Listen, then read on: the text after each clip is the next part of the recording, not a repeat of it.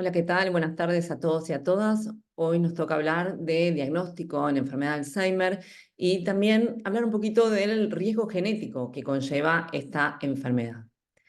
Todos sabemos que el diagnóstico de la enfermedad de Alzheimer y la expresión de la enfermedad de Alzheimer tienen diferentes pilares. Uno es el cognitivo, que se va a expresar como estos olvidos en la memoria reciente, es decir, en la memoria anterógrada, pero también con un pilar conductual, es decir, que pueden haber síntomas conductuales tempranos del tipo cambios en la personalidad, cambios en la conducta, mayor irritabilidad, aislamiento o incluso depresión, que pueden incluso preceder a los síntomas cognitivos. Y estos pilares, tanto cognitivo como conductual, tienen que tener un impacto funcional, es decir, un impacto en la vida del paciente, de manera tal de que no pueda sostener las actividades que antes solía llevar a cabo. Entonces, cuando llega un paciente de esas características a nuestro consultorio, empezamos primeramente con la anamnesis, ¿no? Con unas preguntas básicas acerca de, primero, si hubo fallas cognitivas, si el paciente tiene olvidos en lo más reciente, es decir, si se olvida lo que comió ayer, si se olvida la hornalla prendida, etcétera. Pero también le preguntamos si le cuesta encontrar el nombre de las palabras o si se ha desorientado recientemente en la calle en lugares conocidos. Y también esto que decíamos de hablar de cambios en la conducta, es decir, el paciente, el familiar o él se notan más irritable, más retraído o incluso más indiferente. Esas son las preguntas básicas iniciales que hacemos en una entrevista inicial, pero también hacemos estudios complementarios que tienen que ver con una imagen cerebral, preferentemente una resonancia, en la cual vamos a poder ver con mayor nitidez las estructuras involucradas en esta enfermedad, como ser hipocampo y lóbulo temporal. Podemos ver si hay o no un adelgazamiento o una disminución del volumen de esas estructuras. Y también pedimos estudios de sangre que tienen que ver con descartar otras causas asociadas a demencias, como pueden ser tóxicas o infecciosas, y también factores de riesgo vascular, porque sabemos que todo lo vascular también es factor de riesgo para la enfermedad de Alzheimer. Y por último, y no por eso menos importante, solicitamos una evaluación cognitiva, es decir, un estudio exhaustivo de las diferentes funciones cognitivas que va a estar a cargo seguro de 1 o 2 encuentros a cargo de una neuropsicóloga, en la cual va a ser diferentes baterías o test cognitivos referidos a memoria, lenguaje, funciones ejecutivas, etcétera, en los cuales nos va a permitir un perfil más claro de entender qué fallas y qué nivel de falla o de afectación tiene en las diferentes esferas cognitivas. Nosotros sabemos que la enfermedad de Alzheimer es un trastorno neurodegenerativo de características progresivas e irreversibles, pero que tiene una instalación lenta y que en esa instalación lo que se va produciendo es un depósito de proteínas que se pliegan mal o que resultan difíciles de limpiar. Sabemos que el Alzheimer es la causa más frecuente de demencia por lejos, se lleva casi el 70% de todas las demencias, y que el principal factor de riesgo está asociado a individuos mayores de 65 años. Es decir, el principal factor de riesgo de la enfermedad de Alzheimer es la edad. Y el riesgo se va duplicando cada 5 años a partir de los 65 años, llegando a números muy elevados, a los 90 años. Entre un 30 y un 40% de los individuos de 90 años va a presentar este tipo de cuadros. Entonces sabemos que el principal factor de riesgo e inmodificable es la edad. Pero también sabemos que hay otros factores de riesgo que sí son modificables, como ser la hipertensión, la diabetes, la presencia de niveles elevados de homocisteína, todos factores de riesgo vascular, todos factores de riesgo que producen un envejecimiento acelerado de la vasculatura cerebral y con eso aumentan el riesgo de enfermedad de Alzheimer. Pero también los antecedentes de traumatismo de cráneo, sea por un accidente o sean traumatismos repetidos, por ejemplo, en un exboxeador o en pacientes con otro tipo de antecedentes. Y también factores protectores, como pueden ser el ejercicio aeróbico, ¿sí? Pero seguimos con los factores vasculares, como pueden ser el colesterol, el tabaquismo, o la falta de una dieta saludable, o la falta de estimulación cognitiva, o la presencia de estrés sostenido y elevado, estrés crónico, que también actúan e impactan negativamente tanto en los procesos vasculares, aumentando el riesgo vascular, como en los procesos de inflamación sistémica, produciendo también una aceleración de los procesos de envejecimiento, tanto a nivel sistémico como a nivel cerebral. Entonces, todos estos factores de riesgo modificables también tienen su correlato en un laboratorio, ¿sí? Por eso pedimos glucemia, por eso pedimos homocisteína, nivel de vitamina B12 en sangre, etcétera, que nos da una pauta de en qué rango nos encontramos, en qué escenario nos encontramos de estos factores de riesgo modificables. Entonces, esto que decíamos, la enfermedad de Alzheimer tiene diferentes pilares, pilares cognitivos, pero pilares también conductuales, que se pueden manifestar incluso más temprano de la afectación cognitiva, ¿sí?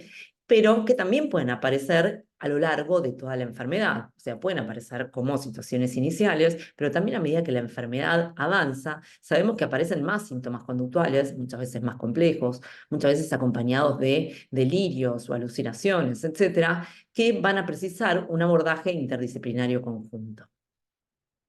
Entonces decíamos, esta enfermedad tiene una progresión lenta, ¿sí? Es una enfermedad neurodegenerativa de lenta progresión.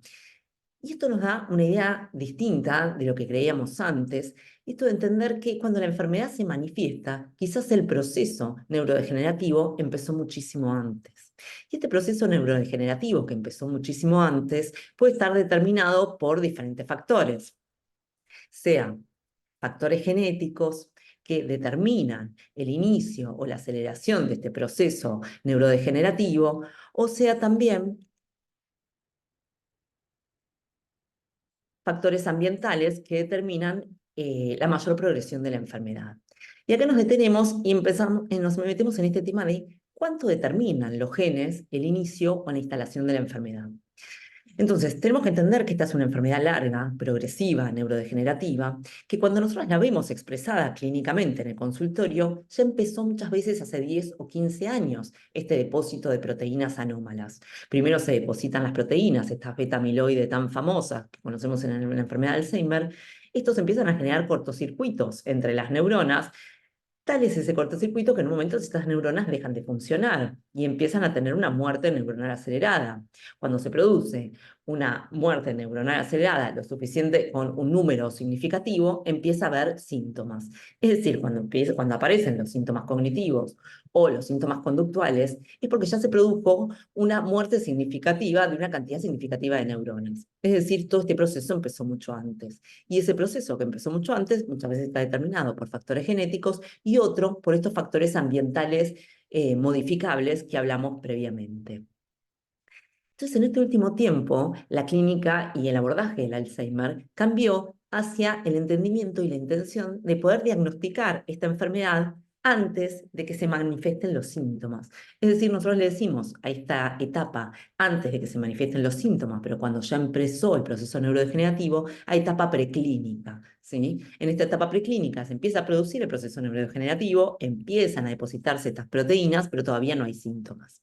El siguiente paso es el deterioro cognitivo leve, en el cual el paciente ya tiene algunos signos de algunas fallas cognitivas, pero no hay impacto en el funcionamiento. Si el paciente puede continuar haciendo las actividades que realiza habitualmente.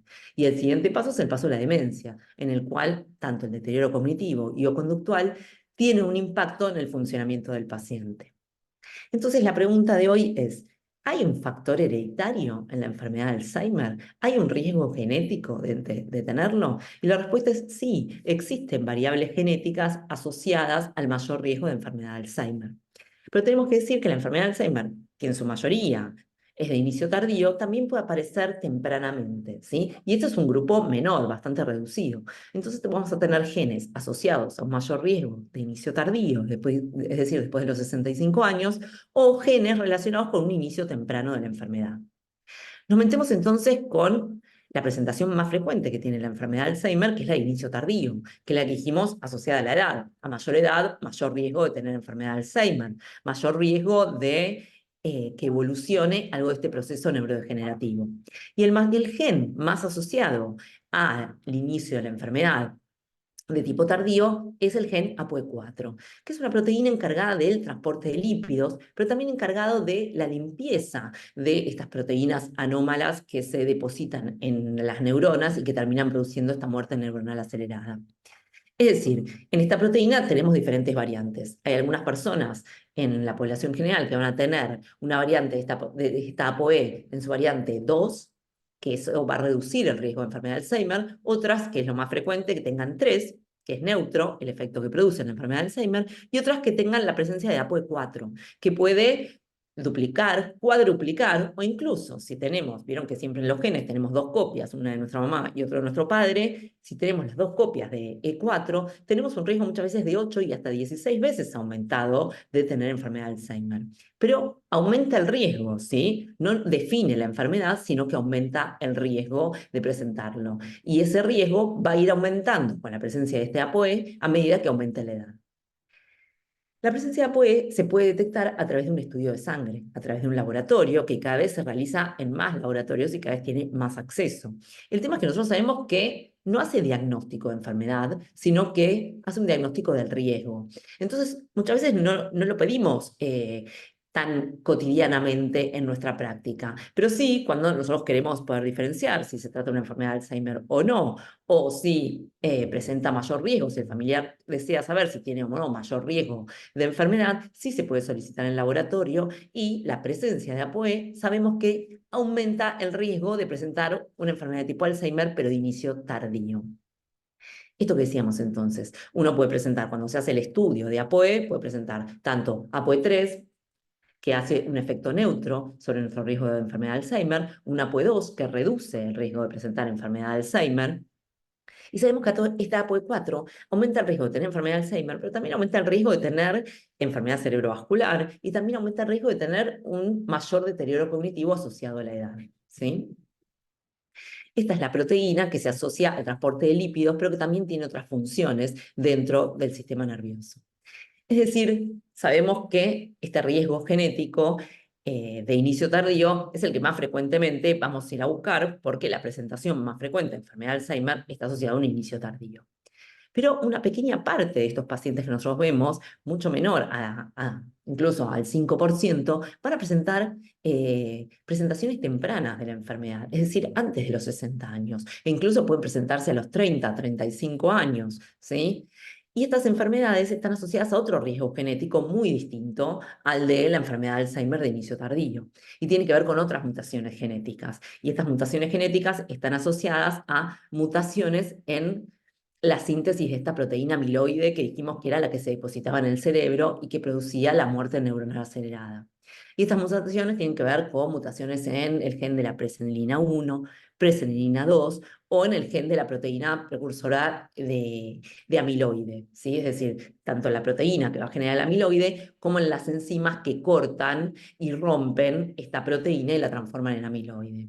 Entonces, estas mutaciones, que son mutaciones muy puntuales que se pueden producir en estas proteínas y en estas enzimas, lo que van a producir son presentaciones muy tempranas de la enfermedad de Alzheimer, incluso pueden presentarse a los 30 años, y son presentaciones más agresivas, con una progresión más acelerada, y que van acompañadas muchas veces de otros síntomas, de síntomas motores, de convulsiones, etc. Son otras presentaciones muy distintas de enfermedad de Alzheimer. Entonces, en este último tiempo, con este nuevo concepto de que la enfermedad de Alzheimer empezó mucho tiempo antes, cuando se manifiesta el primer síntoma, la enfermedad empezó hace 10, 15 años, se está empezando a ir a buscar a los pacientes en etapas presintomáticas. Por supuesto que esto todavía está en una etapa en que no lo hacemos frecuentemente, ¿no? Sino que es una etapa más de investigación en la cual poder encontrar a estos pacientes en etapas asintomáticas y poder aplicar conductas preventivas. Pero por supuesto que necesitamos un riesgo genético para poder iniciar o consolidar conductas preventivas para retrasar o prevenir el inicio de la enfermedad. Entonces, si nosotros sabemos que la enfermedad empieza 10 o 15 años antes, es decir, que vamos a empezar a los 40 años o a los 35 años a empezar a acumular beta-amiloide, quizás deberíamos ocuparnos bastante antes de prevenir ese inicio o retrasar el inicio de la enfermedad. ¿Y cómo lo hacemos? Y aplicando un cuidado o una atención más clara sobre estos factores de riesgo modificables de los que habíamos hablado, que tienen que ver con la hipertensión, con la glucemia, con la homocisteína, pero que también con el ejercicio físico, con una dieta saludable, pero que también tiene que ver con una vida social activa, con una estimulación cognitiva sostenida. Y en este último tiempo también se agregó como factor de riesgo la hipoacusia, es decir, el manejo de la hipoacusia, el buen manejo de la hipoacusia también previene el inicio o la instalación de la enfermedad de Alzheimer. Entonces, poder ocuparnos de una medicina más enfocada en una medicina preventiva que en un manejo de síntomas, nos ayuda a prevenir o a retrasar el inicio de la enfermedad. Entonces decimos, la enfermedad empezó mucho antes, y empezó mucho antes determinada por factores asociados a la edad, inmodificables, y que también tienen que ver con factores genéticos que también ayudan y cooperan al inicio de la enfermedad. El más frecuentemente asociado es la presencia de APOE4, ¿sí? Y también este APOE4 y esta genética y esta edad, que también actúan conjuntamente con los factores de riesgo vascular. Es decir, lo vascular también es factor de riesgo de enfermedad de Alzheimer, ¿sí? La presencia de hipertensión, la presencia de sedentarismo, de sobrepeso, etcétera, así como actúa negativamente sobre los parámetros cardiovasculares, también actúa negativamente sobre el riesgo de enfermedad de Alzheimer y provoca la acumulación de esta proteína. Y con eso la disfunción primero de las neuronas y después la respuesta inflamatoria y después una muerte neuronal. Y cuando se produce un número significativo de estas muertes neuronales, la declinación cognitiva.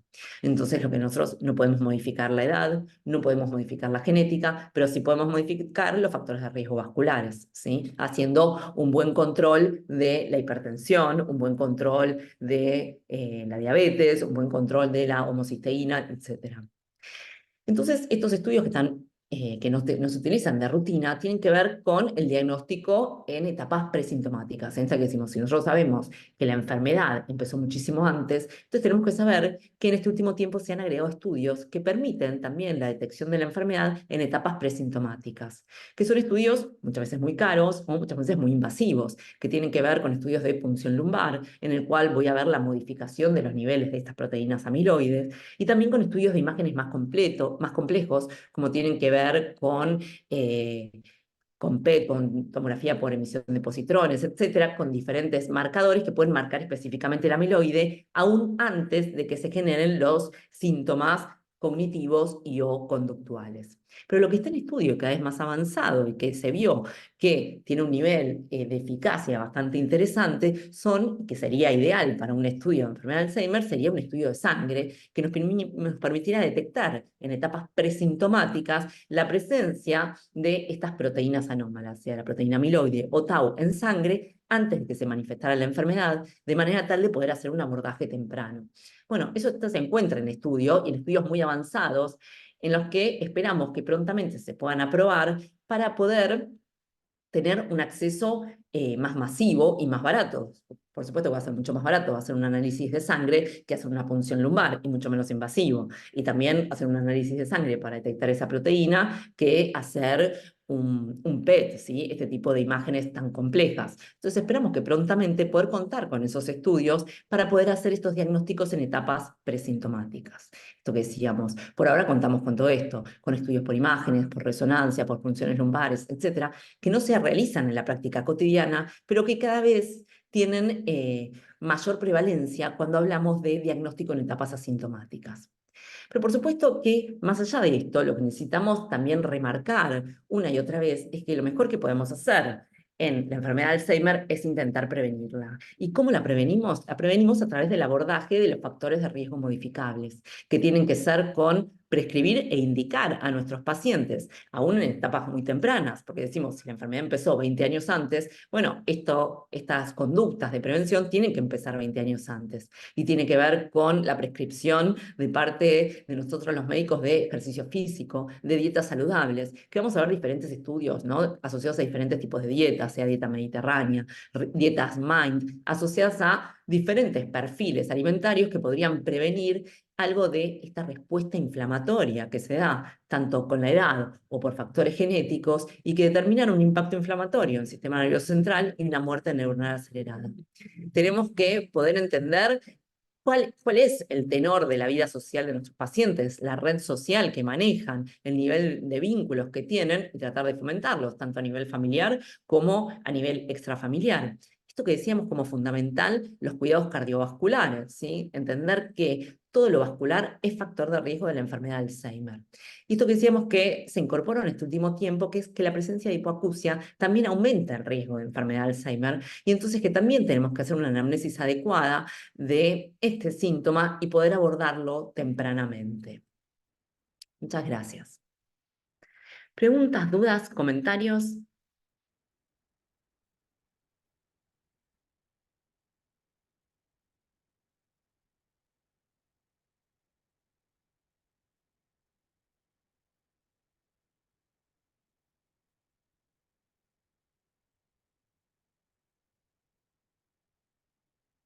quedó muy claro.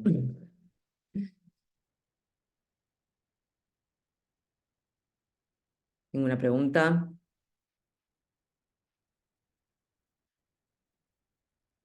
Nada. Bueno, espero que les haya resultado útil algo de esta charla.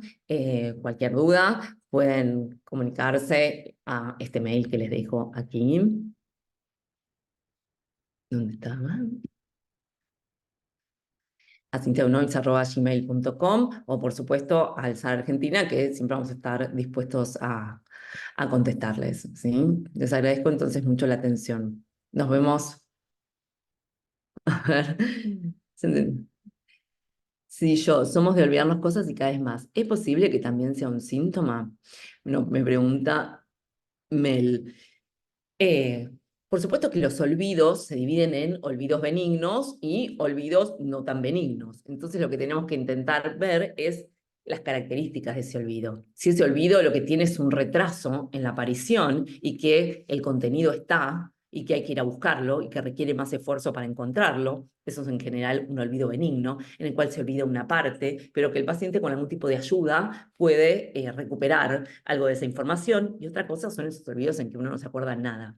Entendemos que hay una declinación cognitiva asociada a la edad, que uno no funciona igual a los 30 años que a los 50, que a los 60, que a los 70, ¿no? Y tampoco funciona igual dependiendo también el nivel de estrés que ha pasado en su vida, las enfermedades que lo acompañan, etc.